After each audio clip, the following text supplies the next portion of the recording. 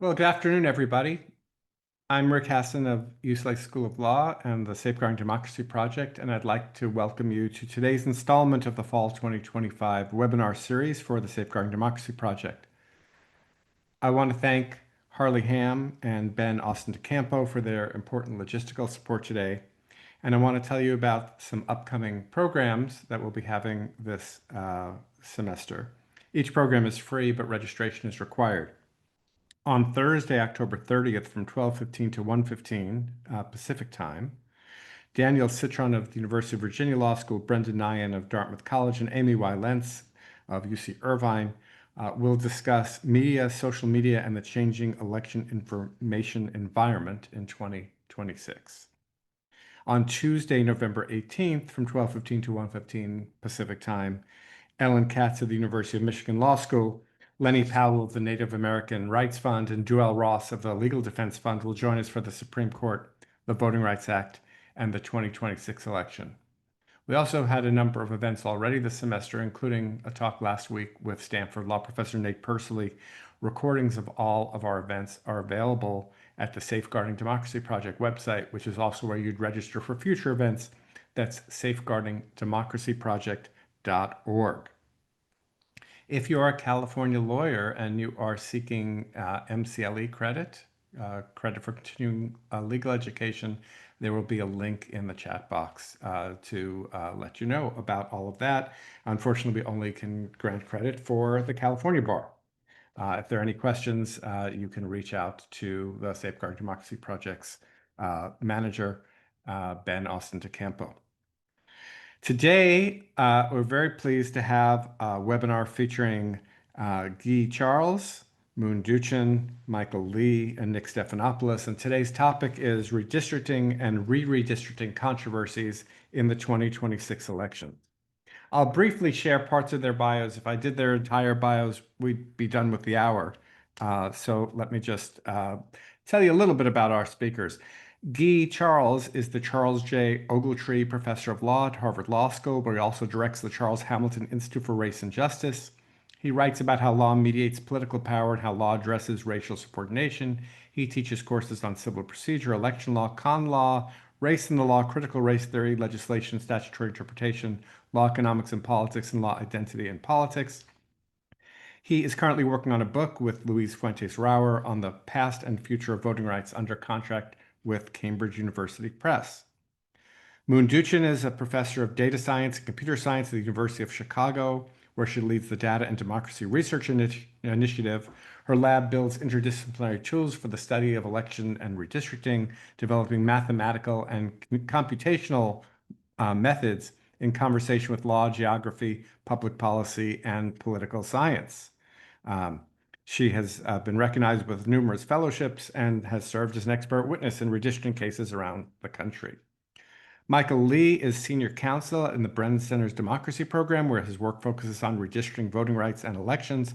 Prior to joining the Brennan Center, Lee practiced law at Baker Botts in Dallas for 10 years. He's the author of a widely cited blog on redistricting and election issues that the New York Times has called indispensable, and he's a regular writer and commentator on election issues. I follow him quite closely on social media. Nicholas Stephanopoulos is the Kirkland and Ellis Professor of Law at Harvard Law School. His research and teaching interests include election law, con law, administrative law, legislation, and comparative law. His work is particularly focused on the intersection of democratic theory, empirical political science, and the American electoral system. He's the author of the recent great book, Aligning Election Law, and he's a co-author with me on the casebook, Election Law Cases and Materials. We will put the links to their full bios in the chat box. Near the end of today's program, I will take some of your questions for our panelists. You can submit those through the Q&A box on Zoom. All right, welcome to all of you. It's great to have you all with us, and you can all unmute yourselves and join us here. And what I've asked each panelist to do, because this is such a broad topic and there's so many different issues from partisan gerrymandering to racial gerrymandering to the Voting Rights Act, is to just talk for up to 7 minutes about one of the issues about why are we even discussing redistricting and re-redistricting at this time of the decade. And so I've actually asked Michael to start off and maybe take an extra minute or so and just situate us. Why are we having this conversation? What are the issues? What's going on? So welcome to all of you. Thank you. And Michael, please lead us off. Sure. Thank you for having me. This is, I think, going to be a great panel. Although I seem to remember when you first approached me about this, it was supposed to be an in-person panel in Hawaii, but I may be misremembering that. Um, so. I'm going to start just with a little bit of an overview of redistricting because not everybody may be familiar with that. But redistricting is the redrawing of the boundaries of congressional districts, legislative districts, city council districts, county commission districts. And typically it takes place once every 10 years after the census. And the main purpose is to make sure that districts are equally populated. That's a requirement of the Constitution as interpreted by the Supreme Court. But it's also an opportunity to make sure that maps comply with things like the Voting Rights Act, state voting rights laws, and to account for other changes that may have taken place over the course of a decade as communities evolve and change. Um, However, and all that's good stuff, but it's also an opportunity and to do shenanigans. And we're going to talk about some of the shenanigans here today.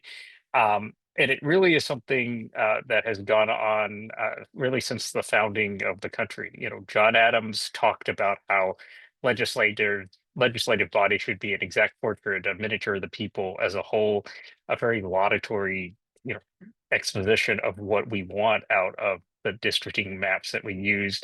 But even the founding generation of which he was a part did not uh, always failed to engage in shenanigans. Patrick Henry also was a founder. Give me liberty, give me death.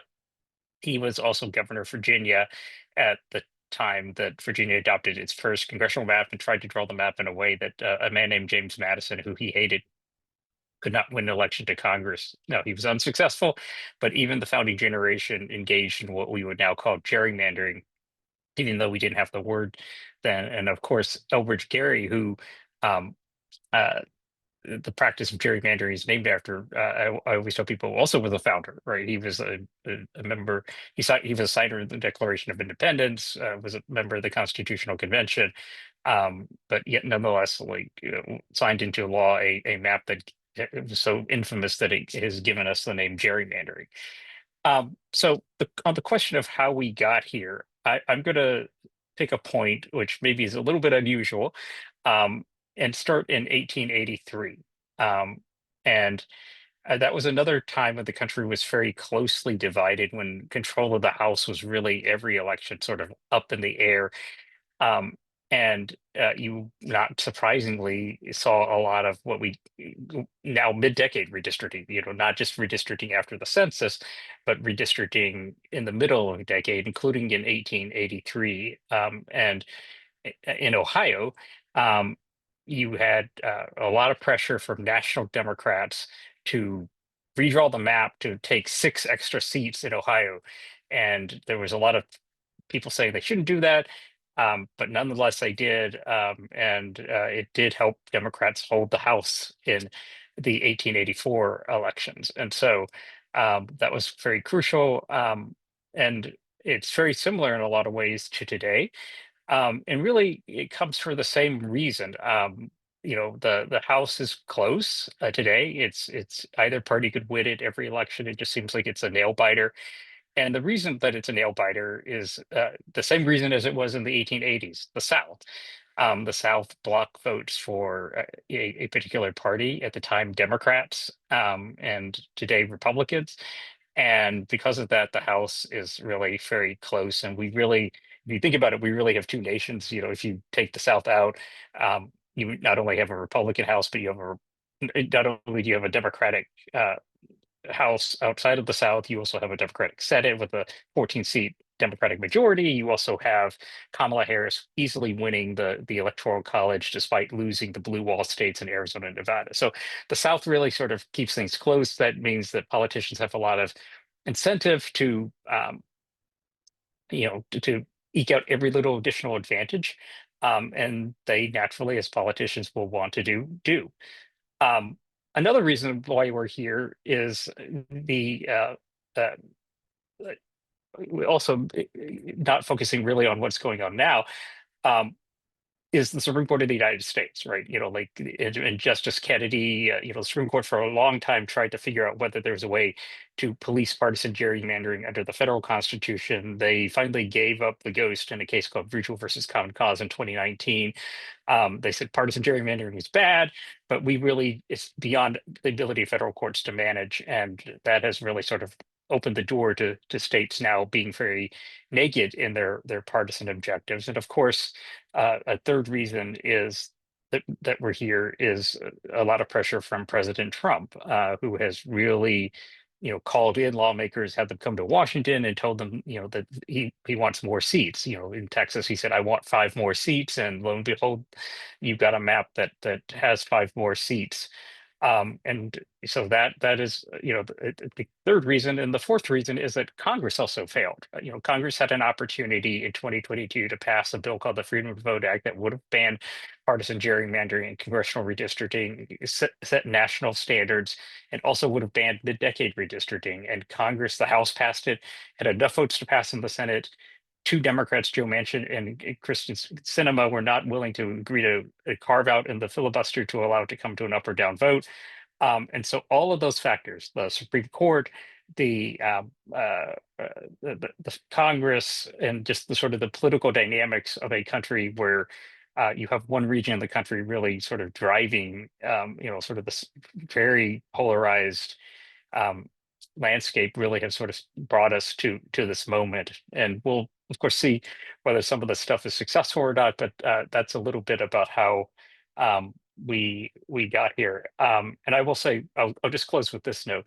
Even though the Supreme Court in Rucho versus Common Cause greenlights partisan gerrymandering, what we're seeing now um, is that it really is having an impact on in terms of racial fairness, right? That a lot of very racially discriminatory maps are now just being defended on the basis that it was partisanship. And this is especially true in the South, where race and party oftentimes are very hard to untangle.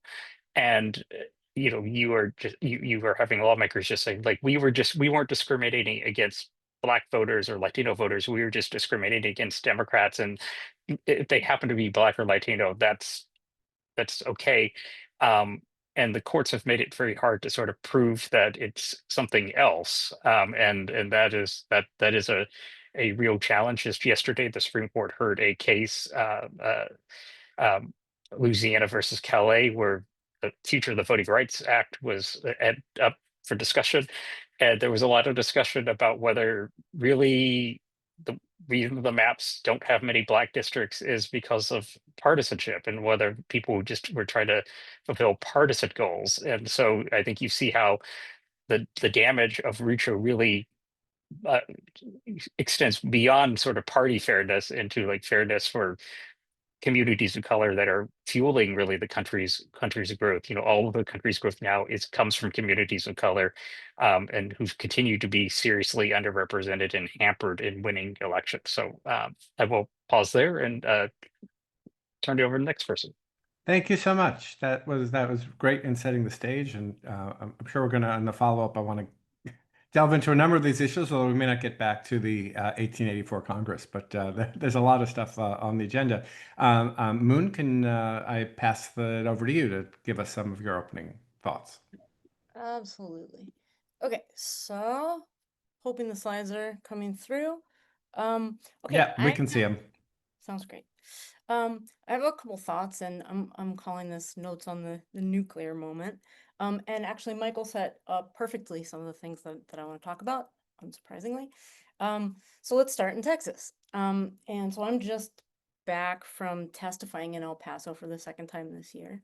And the occasion for that is what I'm showing you on the screen is the map that was enacted in Texas in 2021. Now, if you look at the last two presidential elections, Trump got about 57% of the major party vote in Texas in both 2020 and 2024.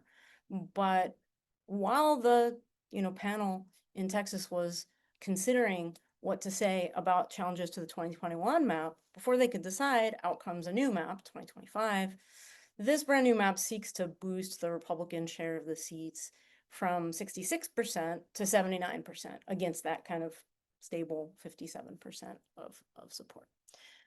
What was interesting this time is exactly as you heard Michael talk about, the standards have just shifted for how openly partisanship can be discussed as kind of the prime motivator.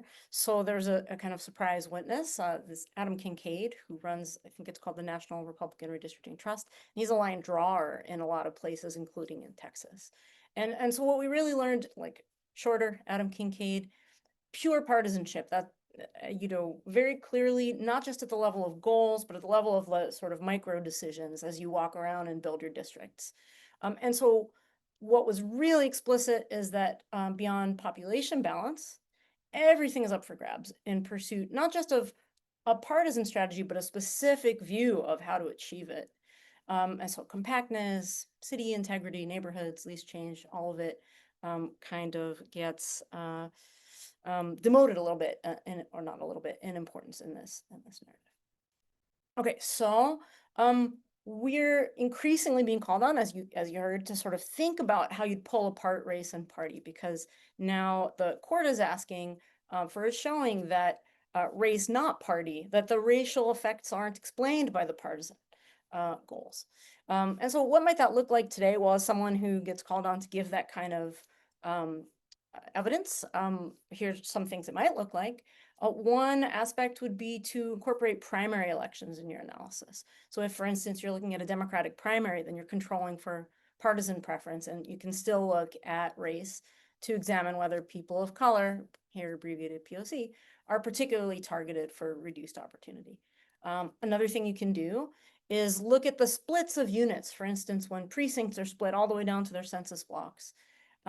That's often you can try to argue that the racial differences when you split up the little pieces are larger than the partisan differences, suggesting a racial targeting in the process of building your map. So that's a possible avenue. And then here's another one, which is this kind of algorithmic route. So I'm putting up a picture to show you Texas being re-redistricted. So you can produce what are sometimes called random ensembles or collections of maps.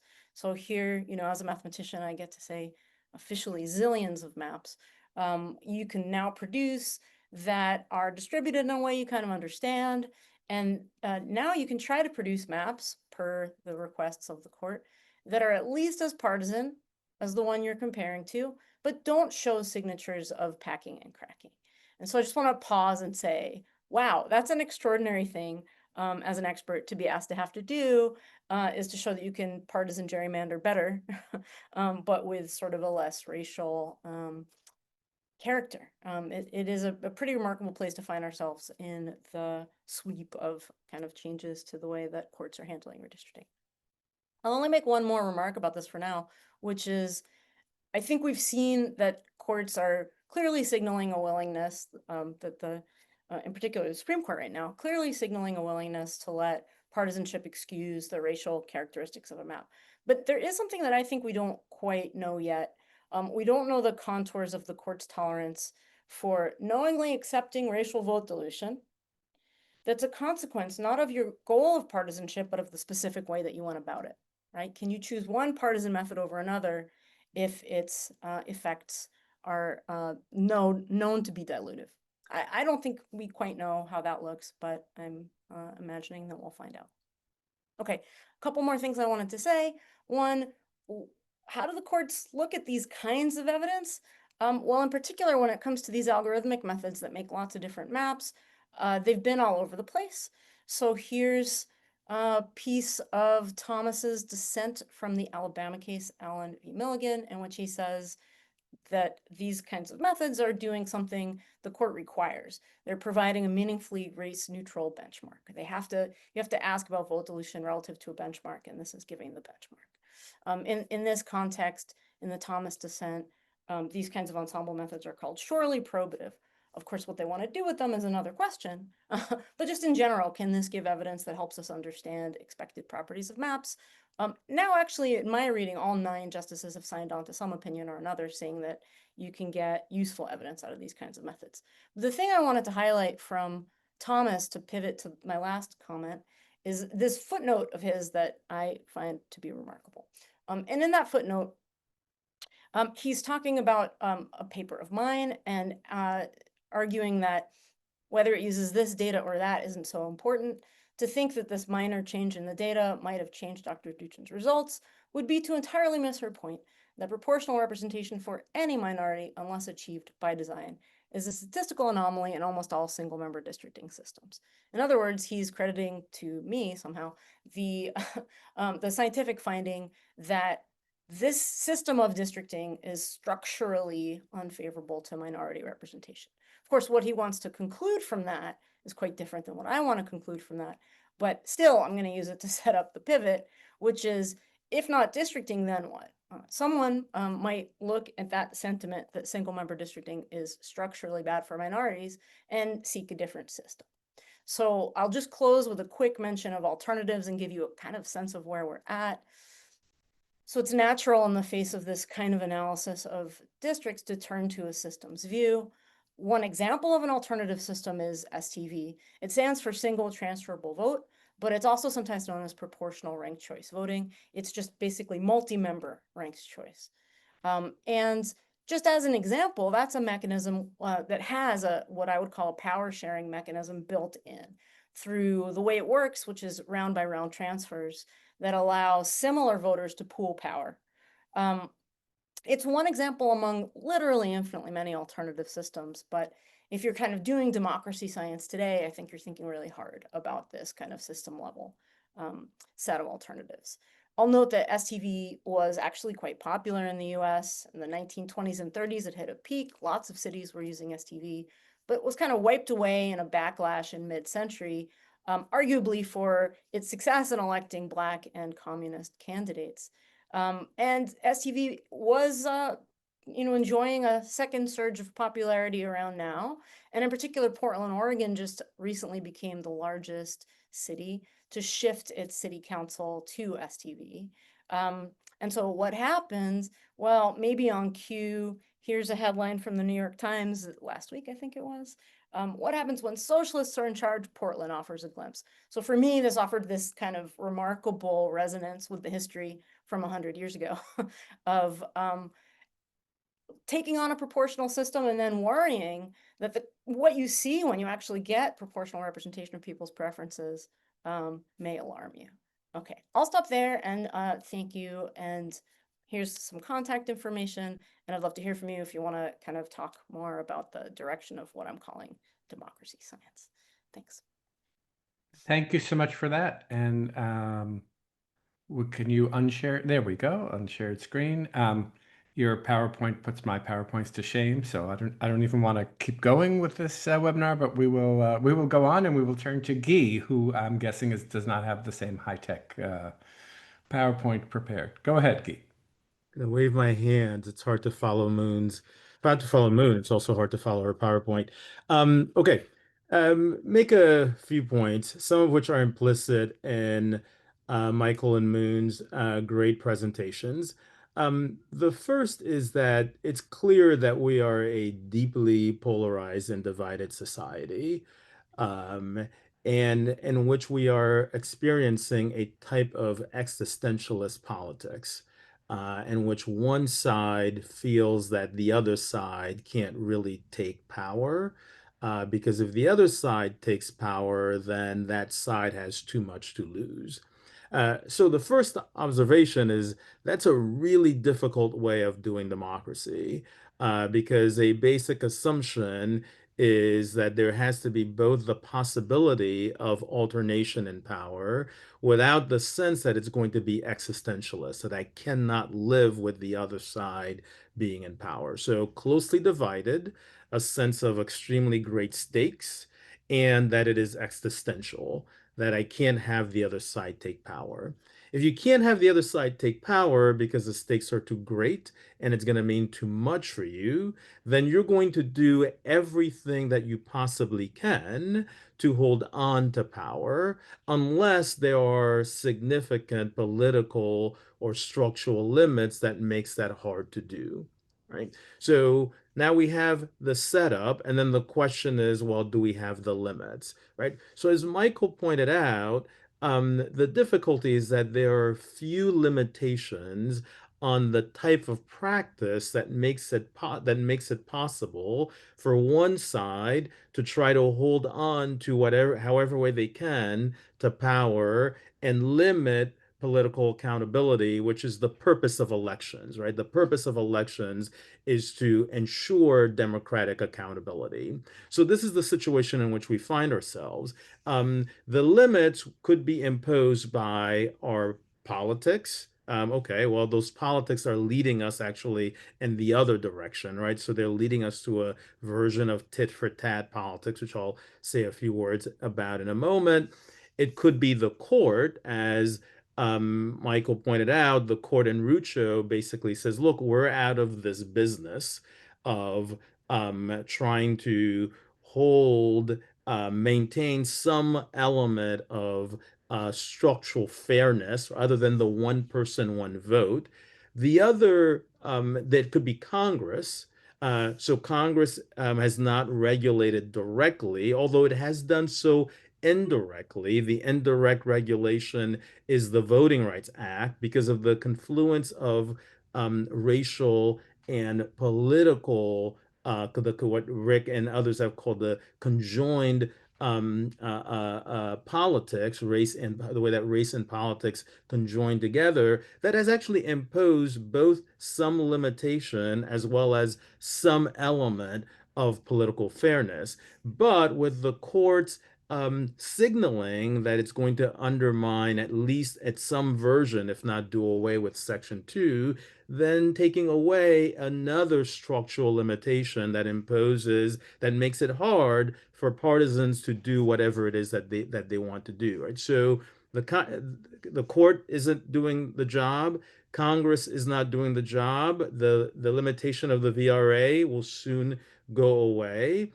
And the Constitution really doesn't have a lot to say directly about this problem, nor do we have a centralized mechanism of imposing some limitation, right? So what you're actually seeing is a mechanism by which one side has decided that it's going to do whatever it can, and then you're also seeing a response by the other political party, right? So you do Texas, I will do California. You do North Carolina, I will find some other place and thing to do, where you now have a tit for tat attempt to hold on to political power and a race to the bottom. And the question will be, look, are we going to find some type of a de-escalation mechanism in order to have a type of politics that democracy in fact requires? Okay, let me just say two more words before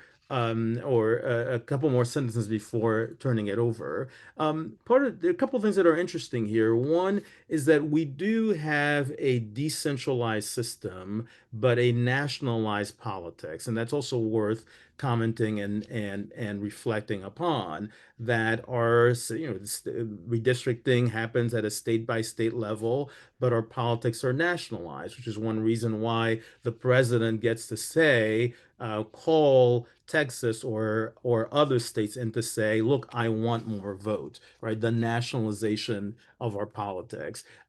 It's also worth noting that we have a Supreme Court that is deregulatory, that seems to believe in a politics of all against all, and is much less concerned about what is happening currently in our politics. We also seem to have a court that no longer believes in the core purpose of the Voting Rights Act, right? So the best example of this is the court's Shelby County decision, at least in the context of sections 4 and 5 of the act, the coverage and preclearance mechanism, where the court says, look, the discrimination mechanism that justified Congress supporting this preclearance mechanism, coverage and preclearance mechanism, is no longer there. Things have changed. This isn't the 1960s anymore. The level of racial discrimination that this country experienced is no longer the case, right? So it seems that the court doesn't believe that discrimination explains racial discrimination is an important explanation for our politics. And if it doesn't believe in the discrimination model, then the question is, does it believe that political minorities have and racial minorities have a right to have some power sharing?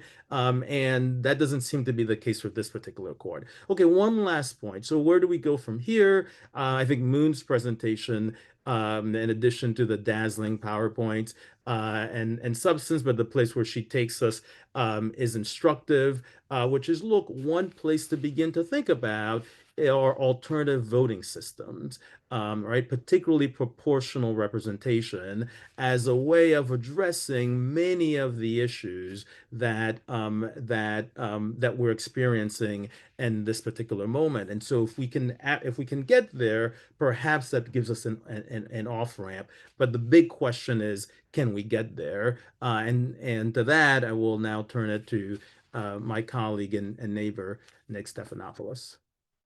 Thanks, Guy. And Nick, we're happy to hear what you have to add to this discussion. Excellent. Thanks very much to Rick and to my fellow presenters.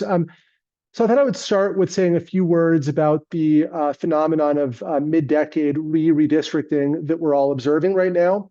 And then I'll say a couple of things about Calais, the pending Supreme Court case about racial gerrymandering, and maybe also about the future of the Voting Rights Act. So with respect to mid-decade redistricting, I do want to stress its novelty by modern standards. So over the last 50 to 100 years, we've virtually never seen voluntary mid-decade redistricting by states.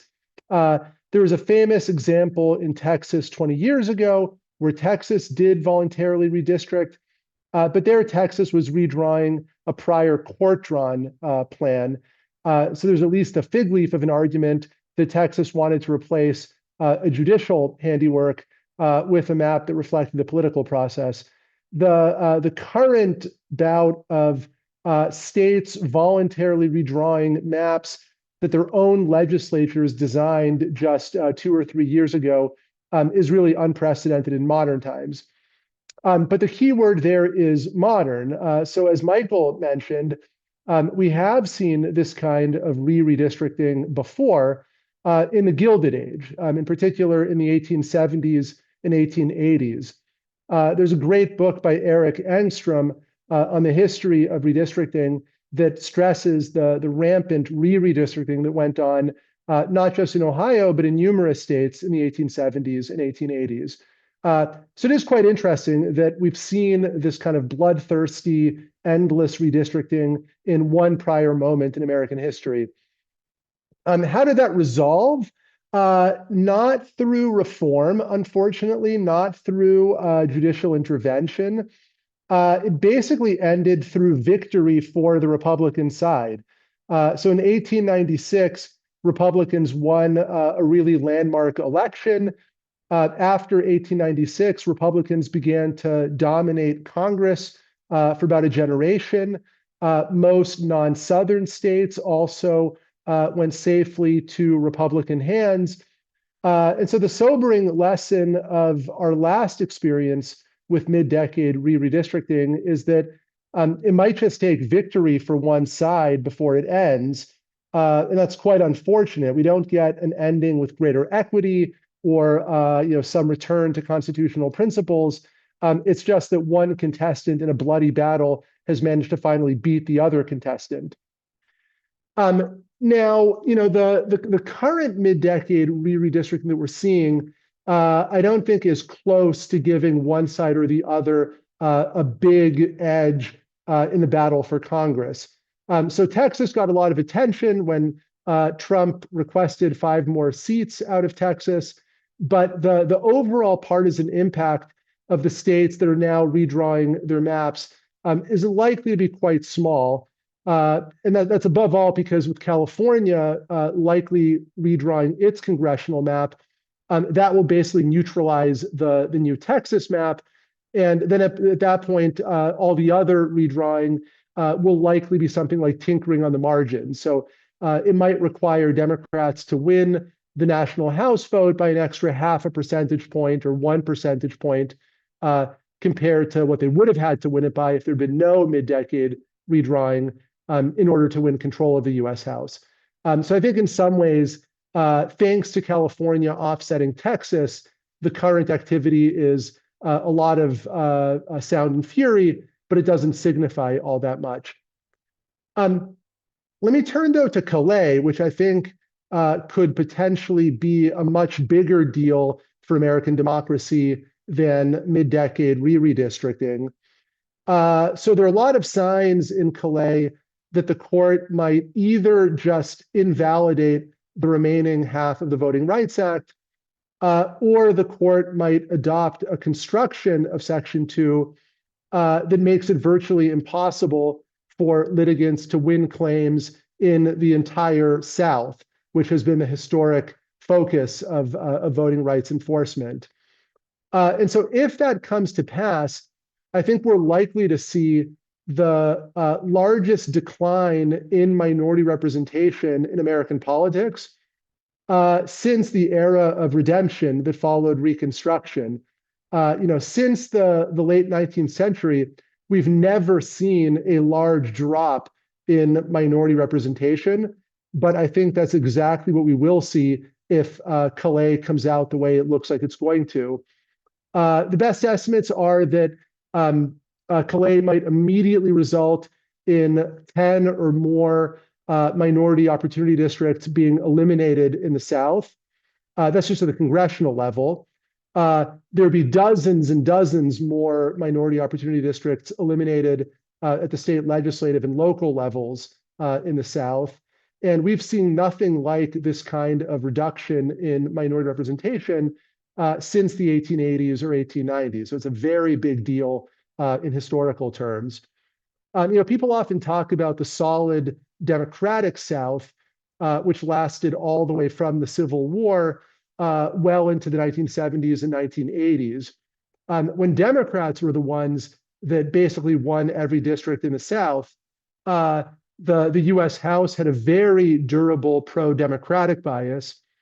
And so now that we might be entering a new era of a solid Republican South, the South is the most populous region in the country. If the Republicans are able to get out of the South massive seat margins in virtually every single Southern state, the result may again be a durable advantage for the party that wins the South. I'll close with this. Depending on what exactly the court says in Calais, the fallout also might not be limited to the Voting Rights Act, the Federal Voting Rights Act. So numerous states around the country are busy passing state-level voting rights acts that are basically more potent versions of the Federal Voting Rights Act. But if Calais says things about any race-conscious effort to tackle vote dilution or voter suppression being suspect, then a lot of state-level measures might also be threatened. And at the federal level, in terms of future reform, a major effort has been underway for years to revive the portion of the Voting Rights Act struck down in Shelby County, or to reform Section 2 to make it more effective. I think all of those efforts would also be severely threatened depending on the language and the reasoning of Calais. And so I really fear that Calais is a landmark development that is going to threaten the racial and partisan representation across the whole country. And on that happy note, I'll stop. Thank you. Given us a lot to think about here. I want to, well, first I should say we're going to have a whole other webinar on the Voting Rights Act. So we'll be able to talk more about Calais in particular, and that one is coming up in November. I want to start by focusing on the short term that Nick was referring to, and then go a little longer to the kind of issues that Moon and Guy were referring to in terms of what alternatives here. So I just want to ask the panelists first if they agree with Nick that the partisan effects of the round of re-redistricting that we're likely to see is likely to be small, assuming the Supreme Court doesn't decide Calais in enough time to actually affect 2026. But also, what does it mean for representation if in places like Texas, Democrats have much less representation in Congress, and in California, Republicans have much less representation in Congress? So I invite any of the panelists to reflect on that. Well, I'll say two things. One is that it certainly could be small, especially given that this is, of course, Republicans are doing most of the gerrymandering, right? The new gerrymandering. And of course, this is a midterm with a Republican president, and we know that the president's party traditionally does poorly in the midterms. And there, who knows what the environment could look like in 2026. And so if it's a strongly pro-democratic environment, then that there's still very much a path, I think most people would say, to a Democratic House. It's a tighter path than would be otherwise, but there still is certainly a path, particularly if Democrats lead the generic ballot by about 3 or so points. If it goes to like 7 or 8 or more than that, then I think you're talking about a different thing. The other thing I will say is, like, I do agree with Nick nationally, but of course you also have to look at it from the standpoint of states. And my home state is Texas. I come from Texas, and like Texas is a state where Ted Cruz got 53% of the vote. Republicans currently control 67% of the seats. And if their gerrymander is successful, it could be 80% of the seats. And so that's very unrepresentative. And so I do think you have to, when you talk about this, and there are lots of people who write about it, like, well, here's the national thing. Well, like, yes, I mean, we do care about that nationally, but Texas is a state where people of color provided like 95% of the population growth last decade. They're currently providing 100% of the population growth. The white population in Texas has actually begun falling for the first time. And and yet those communities are vastly underrepresented. Democrats are vastly underrepresented. The cities are wildly split apart into these districts that stretch out into East Texas or West Texas. There's suburbs of Dallas, which is a high-tech corridor. You have semiconductor plants going up everywhere. Those areas in the university towns that are in there are drawn into a district that stretches into the Texas Panhandle, the New Mexico border, right? And so it's very unrepresentative. If you think about John Adams, like exact portrait and miniature of the people as a whole, that is definitely not what you get in Texas. So A couple of things. So just picking off of this point, one is the difference between representation at the local level and representation at the national level, right? So this is picking up on, I think, where Mike left off. I think it still is problematic where you have political minorities at the local level, whether they're Republicans or Democrats, whose votes are functionally diluted. Right. So I think that is hard for local democracy.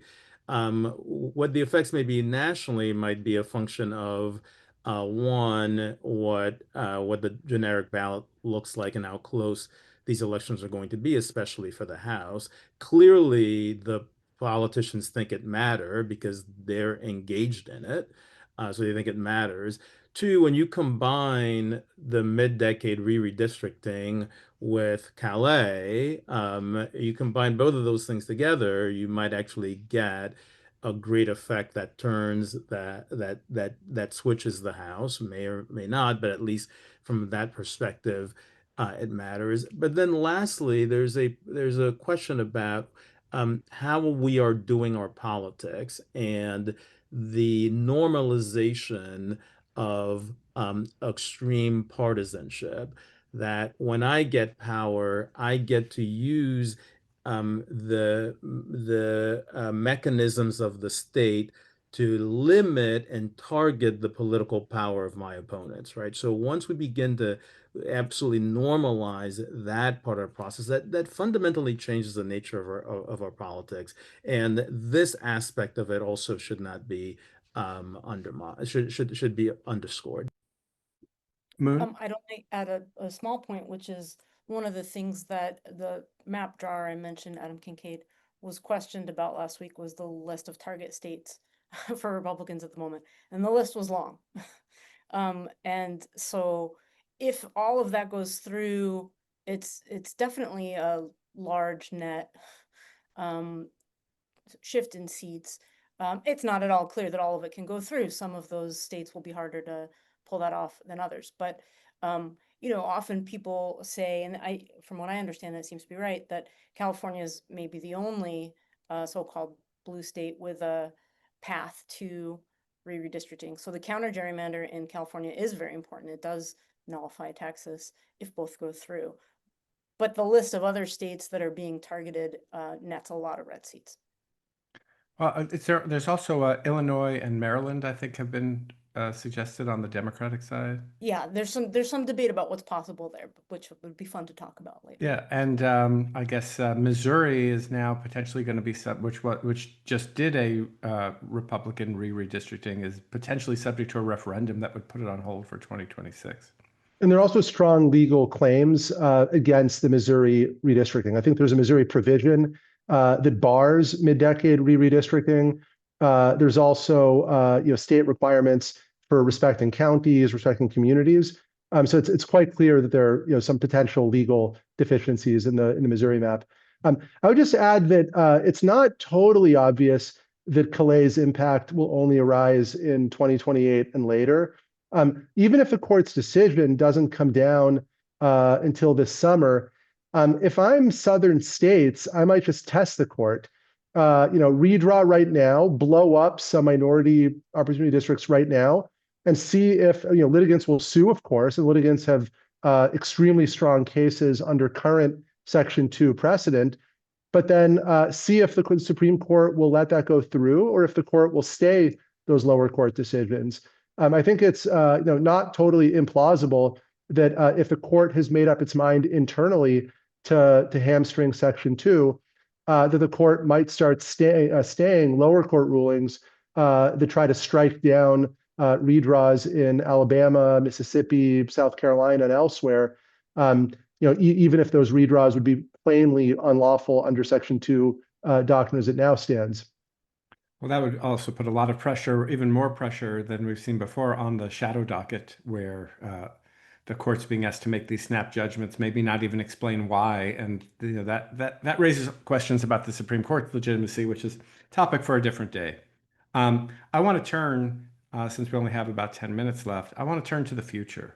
And one of the things Guy was saying, I think it was Guy, was, well, the only constraint right now is one person, one vote. I've been worried, and I recently wrote in a piece in the Yale Law Journal, I've been worried that those one person, one vote cases are the next thing to come on the block, on the chopping block, because they are Warren Court cases that are not based in originalism or some textual arguments. And it would just add to what I would call kind of the minoritarian pressure against American democracy. We can talk about the U.S. Senate's malapportionment and the Electoral College and partisan gerrymandering and all of these things.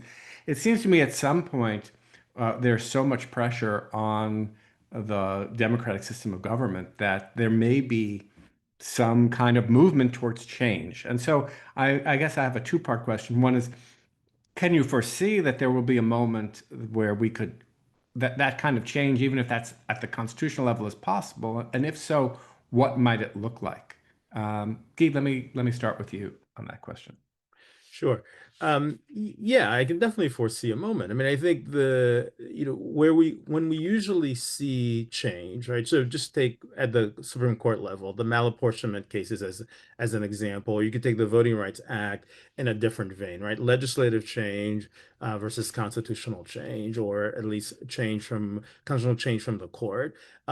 There you had extreme malapportionment that lasted for a very long time, in which eventually, a set of losing cases for a while, and eventually the court said, okay, that's to have minority rule, right, is not justifiable. We need to vindicate the majoritarian principle, or the VRA, political process, the civil rights movement, the extreme version with what happened on the Edmund Pettus Bridge, and then where you have then a fundamental statute that changed the face of American democracy, right? So at some point, the pressure builds up when you have sort of a series of events that where you have dysfunctioning democracy for a very long time at the extreme level.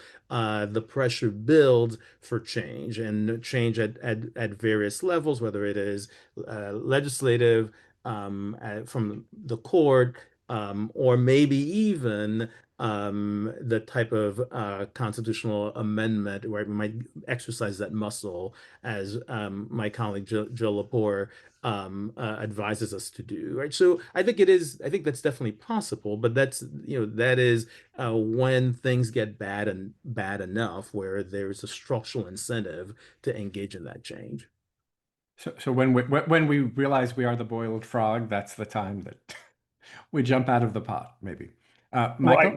I do think like Calais in potentially, if it moves us toward more of a notion, and Supreme Court has a wide range of things it can do. We don't know. I talked to lots of people, and I don't think anybody quite has an idea what they're going to do. But like if clearly a lot of the justices, as you've seen in recent cases, including the Harvard Affirmative Action case, sort of think that we are a society that is not as racist as it used to be, and particularly in the redistricting cases, they see politics as a more compelling explanation for why things end up the way they are. Maybe that politics are distasteful, but they're not racist, and to the extent the court adopts that sort of framing, then I think we have to think about how we accomplish some of the things we want to accomplish in a race neutral way, right? And then there are certainly things that people have put on the table, but we've had something that is working well enough. But if that thing doesn't work well enough,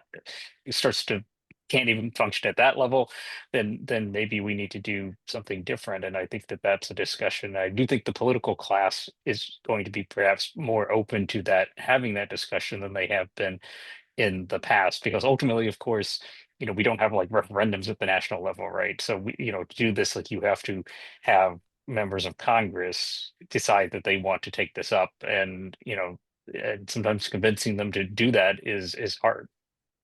Moon, I thought it's so interesting that you have to try to separate race and party. And like, think about a place like Louisiana, where white voters are overwhelmingly Republican, and black voters are even more oriented towards the Democratic Party. And yet, from the oral argument comments I heard from Justice Alito yesterday, he was like, "Oh, well, this is all partisanship," as though these things were separate. So, how do you think about that, and think about moving forward? Right. That's the challenge. I thought there was one especially strong point from Janae Nelson yesterday, channeling Ellen Katz's brief, and I guess she's your next panelist next time up, remarking on the fact that most successful VRA challenges are in nonpartisan contests. So even if you take a view that race and party are fundamentally indistinguishable in partisan contests, that the Voting Rights Act is used in a lot of other ways. I thought that was a useful reminder. As to the future, the argument has been made that the jingles factors themselves put a pretty strong limit on the use of the Voting Rights Act, because as soon as white people are willing to cross over in larger numbers, you won't be able to pass the preconditions and get bring a Voting Rights Act case forward. All of this is true, but what it seems to me is that if the trends continue toward really toward race blind everything, if the rush towards race blind everything takes hold, then to get different results out of elections will require different systems of election. So it's not clear to me what the horizon is on that looking plausible nationally, but I think there are a lot of interesting things happening at the local level that are worth keeping an eye on. Nick, give you the last word, and since it's the last word, maybe it could be not completely dire, and thinking about, and maybe Moon's right to be looking at local experimentation as a place where maybe that's where the seeds of some way out of this come. Yeah, great. So on that point, I was arguing a case in front of the New York Court of Appeals earlier this week involving the New York Voting Rights Act. The judges on that court, they're not election law experts, they're not reformers, they're not people who are active in this field. And they fully understood that it makes sense for the NYVRA to drop the assumption that single member districts are how we're going to always be remedying vote dilution. They fully understood that if a plaintiff wants to offer some kind of proportional system as the benchmark, that should be fine, and the law shouldn't insist on districts as the only alternative. And so if reformers talk about ranked choice voting and list systems and cumulative voting, is now penetrating to kind of like non-expert judges in state courts, that's really encouraging and tells me that there's a lot of openness to these ideas, for now at the sub-federal level, but maybe relatively soon at all levels. I guess also in a somewhat optimistic note, I don't think there's a lot of interest among conservative elites in fully revisiting one person, one vote. I think the legitimacy of one person, one vote is still strong.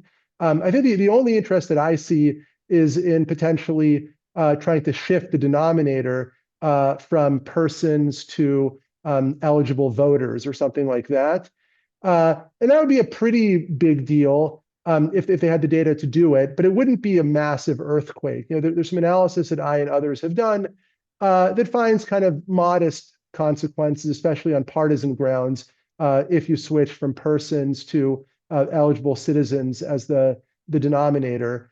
So I think most likely not much happens. If something happens, it wouldn't be the full earthquake of like returning to the pre-Reynolds v. Sims world with one district having 100 times the population of the adjacent district. And I'll say also the other kind of heartening thing, I think, is that a lot of reformers have really kind of won the battle for the soul of the Democratic Party on this issue. So it's pretty remarkable that in 2021, 2022, virtually every House member, 49 or 48 out of 50 or 51 senators were all willing to sign on to a legislative package that was way more ambitious than the Voting Rights Act of 1965 or the amendments of 1982. And so, I don't know when unified democratic government will come, but I think when it comes again, this is going to be at the very, very top of the Democrats' national policy agenda. And so, no matter how bad the courts seem, as long as the political process is open to two-party competition, I think there will be a realistic chance at sweeping congressional legislative reform in redistricting, in the Voting Rights Act, when it comes to voting itself, when it comes to money in politics, in all of these arenas. Well, I think I better end it there because it didn't end on a complete note of pessimism.